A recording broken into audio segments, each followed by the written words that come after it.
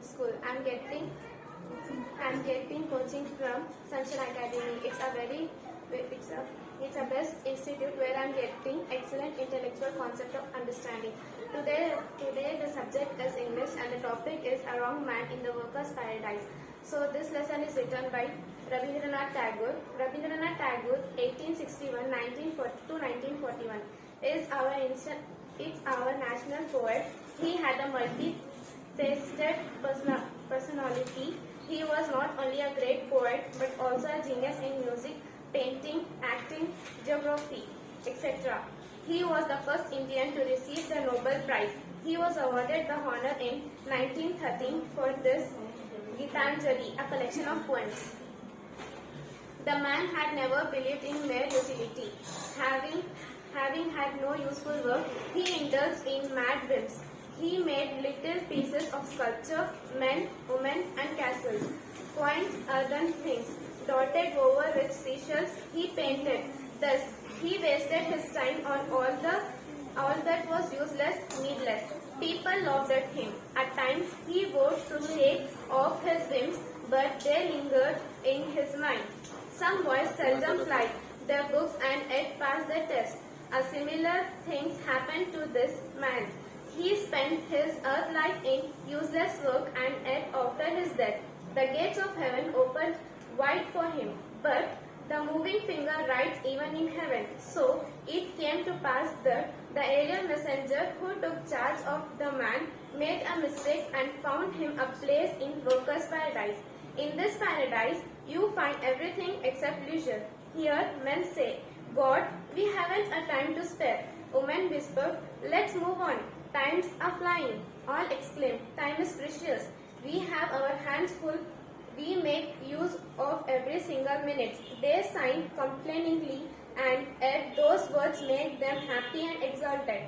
But this newcomer who had passed all his life on earth without doing a scrap of useful work did not fit in with the scheme of things in workers' paradise.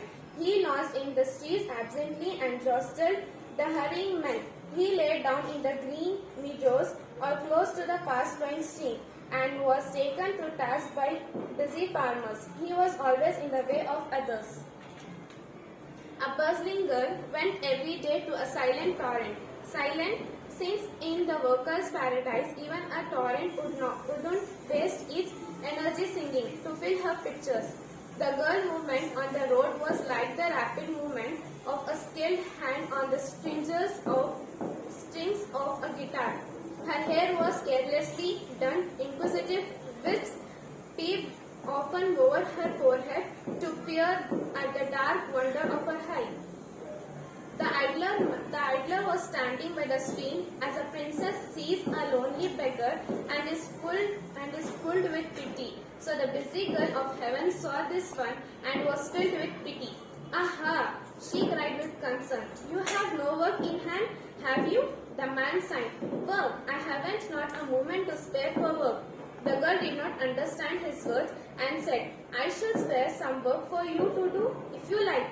The man replied, Girl of the silent torrent, all this time I have been waiting to take some work from your hands. What kind of work would you like? Will you give me one of your pictures on that you can spare? She asked, a picture? You want to draw water from the torrent? No, I shall draw pictures on your picture. The girl was annoyed. Pictures? Indeed, I have no time to waste on such a you. I am going, and she walked away. But how could a busy person get the better of one who had nothing to do? Every day they met, and every day he said to the girl of the silent torrent, give me one of your clay pictures, I shall draw a picture on it. She yielded at last. She gave him one of her pictures. The man started painting. He drew line after line. He could take colors after color. When he had completed his work, the girl held up the picture and started at its sides. Her eyes were puzzled. Brows drawn, she asked, what do they mean? All those lines and colors, what is their purpose? The man laughed. Nothing. A picture may have no meaning and serve no purpose. The girl went away with her picture at home, away from prying eyes. She held it in the light, turned it around and around, and scanned the paintings from angles.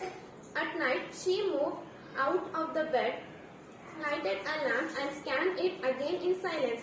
For the first time in her life, she had seen something had no meaning and no purpose at all. When she set out for the torrent, the next day her hurrying feet were a little less hurried than before, for a new sense seemed to have awakened in her, a sense that seemed to have no meaning and no purpose at all. She saw the painter standing by the torrent and asked in confusion, "What do you want of me? Only some more work from your hand? What kind of work would you like? Let me make a colored ribbon from your hair?" He answered, "And what for?" "Nothing." Ribbons were made bright with colors. The busy girl of the workers' paradise had now to spend a lot of time every day tying the colored ribbon around her hair. The minutes slipped by unutilized. Much work was left unfinished. In workers' paradise, work had of late begun to suffer. Many persons who had been active before were now idle, wasting their precious time on useless things such as painting and sculpture. The elders became anxious. A meeting was called. All agreed that such a state of affairs had so far been unknown in the history of the workers' paradise. The aerial messenger hurried in, bowed before the elders, and made a confession. "I brought a wrong man in this paradise," he said. "It is all because of him." The man was summoned. As he came, the elders saw his fantastic dress, the quaint brushes, his paintings, and they knew at once that he was not right for the sort of workers' paradise. Stiffly, the president said, "This is no place for you. You must leave." The man signed in relief and gathered up his brush and paints, but as he was about to go, the girl of the silent torrent came up and tripping and crying, "Wait a moment, I shall come with you." The elders gasped in surprise. Never before had a thing like this happened in workers' paradise, a thing that had no meaning and no purpose at all. And the moral is, any work is not useless, we have to worship the work.